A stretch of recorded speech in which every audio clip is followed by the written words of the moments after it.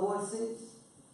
And those are the ones who made a decision and do what the word says. When their faith is tested, they have extreme patience.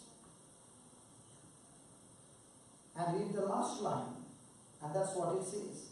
When patience has its perfect work in you, the first thing that will happen is you will mature.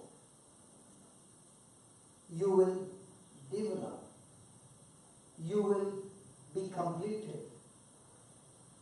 And the more and more patience you are operating on, the Bible says, you shall lack nothing.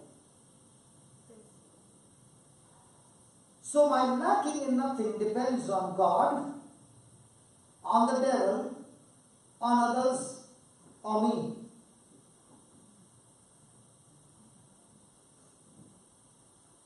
Hello? The Bible says, when I have patience, that patience will take you to a destiny where you lack nothing. So in the test, is there going to be a test of faith? Yes. And when that faith is being tested, will there be a development or a spiritual exercise of growing patience? So the more you grow patience, the more you will experience the reward from heaven. Yes. So you must ask yourself a question. Whenever I have pressure of any kind coming against me, especially unjustly, do I react with impatience, fear, and negative speaking, and anger and bitterness? Or do I face the same trial with patience, an attitude of love and forgiveness? Because that attitude is what is going to decide your final destination, your altitude. What people understand is, if I pray more, God will bless me more. God says absolutely wrong. You pray more to stand strong in your attitude. It is your attitude that decides whether you pass the test or you fail the test. And every day our test is not how much did I get blessed from God. Our test is how much could I withstand and stand on God's word and grow in my attitude of being humble. Praise the Lord. Now let us see, how come Abraham had joy when God said to him, sacrifice your son? See, listen, for every battle that you go through, any kind of battle, if you don't have joy, you can never win. Because before faith can get into action, there has to be joy. Hallelujah. So remember, joy always comes when there is a scripture that's backing you up. When a person believes the promise of God, that believing produces two things, joy and peace. Have you ever heard somebody say, brother, there's no peace in my family? Hello? And the person will say, brother, can you please pray that there come peace in my family? Now, what does the Bible say? How does a person get peace? A person gets peace when the person's mind is stayed on God's word. When his thinking is on God's word. He can be in extreme painful situation, but his mind is fixed on God's word. He is in perfect peace. He has got joy. Now let us see how come this one, Abraham had joy. Praise God. Was he asked to sacrifice his son? Come on. Yes. Now that was in the 22nd chapter. Which one comes first, 21 or 22? established? 21. Which one comes first, 21 or 22? 21. So look at the chapter number 21 and verse number 12, and let's read what is it that gave Abraham the joy. Even when God asked him to sacrifice his son Isaac. Go ahead. But God said to Abraham, Be not displeased. Be not displeased. Because of the boy. Because of the boy. And because of your slave woman. And because of the slave woman. Whatever Sarah says to you. Whatever Sarah says to you. Do as she tells you. Do as she tells you. For through Isaac shall your offspring be named. Through Isaac shall your offspring be named. Praise God. Now please don't take that scripture where God is saying to Abraham, do whatever Sarah tells you to do. Now many women will go and show a husband and say, listen what God is saying to Abraham. Even though Abraham is a father of faith, but look what God said to Abraham. He said, do whatever Sarah tells you to do. Do you know who messed up Abraham? Sarah. When she could not get the baby, she wanted to help God. Has anybody ever tried to help God? Okay, let me tell you how she helped God. She told Abraham, anyway, my age is past, we can't get the child, and God said, He's going to give us a child through you. So why don't you take my servant, Hagar, and go and have a physical relationship with her and give me the baby. What about Abraham? Could he say no? Yeah. But did he say no? He heard what Sarah said. Because of that, did he create Ishmael? When Ishmael was born, was Abraham happy? Was Sarah happy? Yes. Because she got a child. But as Ishmael began to grow, was she happy?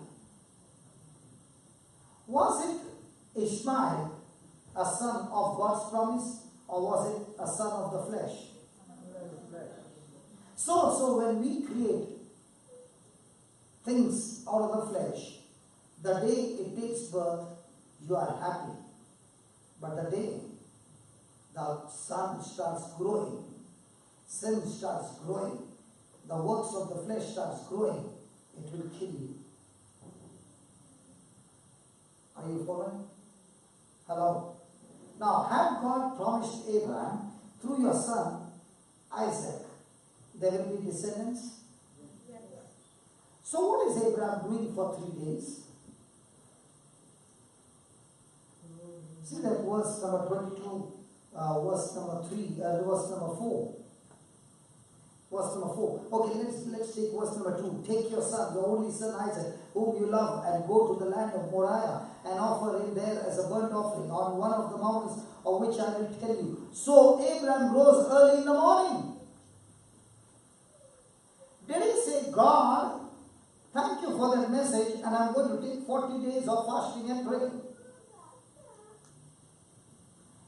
Have you ever heard people, when you say to some people, will you come? They will say, I'll pray and let you know. Hello? But when they get an invitation card, a wedding card, from a very close family member, and they get the card in their hand, do they say, I will pray and let you know whether I can come? No. When it is their own desire, you don't need to pray. But when it comes to something that's going to cost you, I will pray and let you know. And when you call them up and say, you did not come, no, God told me not to go. Hello? Did Abraham rose early in the morning? Yes. Say yes or no? Yes. Now remember, when God tells you to do something, it is for a season. A good seed, very good seed, when planted in a proper season, will germinate, sprout, grow, and produce the harvest. The same seed you planted in an off season, will it grow? In the same way, when God said to Abraham, offer your son as a sacrifice, did Abraham take 40 days? Or did he go into action? What about you? Are we people, when we read the Bible, study the Bible, and we understand the truth, do we get into action? We are always ready to get into action when something is coming on the receiving side. But when it comes to something on the giving side, get me Satan in the name of Jesus. Hello? Are you with me? Yes. People of God, are you with me? Yes. Is it true? Yeah. But Abraham rose early in the morning, praise God. And what did he do? He saddled his donkey and took 2 of his young men with him. Did he take Sarah with him? No. What if he had to take Sarah with him? It was grumbled. Only grumble? Not allowed. Brother, what do you think? He's saying, I'm not answering any more questions. You told me and I came to my senses. Would you like to answer? He's saying, I'm only going to do sign language. No more answering. Praise God. Would she help him to carry out? So my question to you is, when God has spoken to you and you are built up in your faith, do you ever go and discuss those things with people with unbelief, or do you speak to those things with people with faith? When you go to people who have got unbelief, they will discourage you. But when you go to people who are filled with faith, they will encourage you. So what kind of people do you have in your fellowship? People who encourage you with God's word, or people who play on your emotions? Is that clear? Yes. So, on the 3rd day, I like this. I want everybody to look at that. Verse number 4. On the 3rd day, Abraham lifted up his eyes and saw the place from far off. Why did he lift his eyes on the 3rd day? 3 days he was just looking down. Only on the 3rd day he looked up and he saw the place. Why? Why? Focusing on the problem. Good. So 3 days, what was he doing? Focusing on the problem. 3 days he was not focusing on he is going to sacrifice his son. But 3 days he was focused on, God, you told me that through my son Isaac, I will have descendants. You said through my son Isaac, I will be a grandfather. So Lord, I'm willing to sacrifice my son. But I want to tell you, when you promised me that I will have children coming from Isaac, even if I kill him, you will have to raise him up to keep your promise. You know, all these years, I was thinking that preaching is a gift from God. What was I thinking? Gift from God. Preaching is a gift from God, and I always believed that till this growth retreat that we had just in the month of June opened my spiritual eyes and I saw the truth. The truth is, when I feed my body with physical food, does my body get nourished? Yes. Does it become strong? Yes. In the same way, when a person on a daily basis feeds his spirit with the word of God, his spirit gets stronger. And I began to analyze this truth. And I began to look into the team members. And I would always think, why God, why are you partial with a few and you are not helping the others? In the team, there are so many who are full-timers. They work full-time. Okay? But thank God, Bertha is sitting there. Praise God. Yes. They are full-timers, okay, in the team. But there are very few who, after receiving the word, will go back home, listen to the CD, and start making notes. They will spend hours together with the notes, and with the hours together, their minds are renewed. And after a few months, I see that when they open their mouth and they start speaking, signs and wonders always follows them. But there are others in the team who are very good for all service. Very good, no doubt about it. But spending zero time with the Word of God. Hardly feeding their spirit with the Word of God. Now what happens to them? They work hard, but their life is never supernatural. And that's the time I began to understand that this preaching is not a gift. If it was a gift, then Jesus could not have said to everybody, go and preach. To go and preach the gospel is given a command to everybody. And if it is not a gift, how can I go and preach? He gave this command to everybody, to those who believed in Him, had fellowship with Him, meditated on His word day and night. When they feed their spirit every day with the word of God day and night, by default, they are changed from a caterpillar to a butterfly. So I saw in my life people who were extremely failures. Their life was a life of failure. They were weak, but they began to study God's word day and night. Today, they preach the word with authority. They command the demons to go and they leave. They lay hands on the sick and they recover. And I found that everybody can deceive everybody, but no one can deceive God. The very reason that when you open your mouth and you pray, nothing is happening, it's because your attitude is wrong. It's because your mind is filled with other motives and not the Word of God. Those who are there just now, you saw me open my black bag. When you open my bag, I carry it everywhere I go. In that bag, there are no clothes. You know what is my cloth bag? The one at the side, the red bag.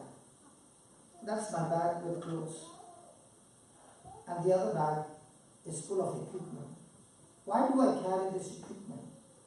So that through what I'm preaching, when it is broadcasted on YouTube, there are so many around the world who can get the truth and turn their life from caterpillar to butterfly. For your life to change from caterpillar to butterfly is not depending on God. It's not depending on the devil. God says it's depending on your response, on your commitment to what the word says. These lovely children were singing the song, right? You sang the song for more than 45 minutes, I think, before I could set up things. Is it right, brother? But were you not just singing the song? We took only one song. How much time did it take? Do you know how much time we must have sang? Just check the first 5.